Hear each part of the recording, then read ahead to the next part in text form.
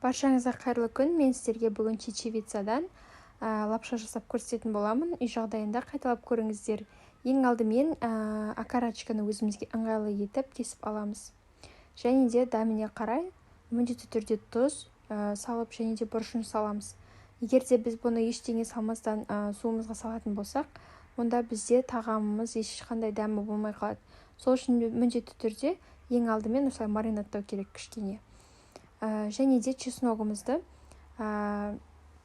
үкіштен өткізіп, лавровый листті жуамыз міндетті түрде. 3 данасын салып, шамалы уақытқа қойып қоямыз. Осылардың барлығын салып болғаннан кейін, міндетті түрде барлық жеріне жететіндей қылып, қолымызбен араластырып шығамыз. Табамызға кішкене ғана май қосамыз да, қыздырып аламыз және осылардың барлығын саламыз. Үстіне мен жуа қосып, араластырдым. Және де дәм беру үшін томат қостым. Енді қоспасаңыздар да болады, әркімнің өз қалауы бойынша. Қызғаннан кейін үстіне су қойып, бұны қайнатып қоямыз. 15-20 минуттай қайнау керек. Және біздің окорочка тез піседі, етке қарағанда. Соның піскенін қадағалағаннан кейін үстіне көбік шығады, көбікті алып тастаймыз. Және де чечевицамызды міндетті түрде жуып аламыз. Суымыз мөлдір болғанша 4-5 қайтара жуып алыңыздар.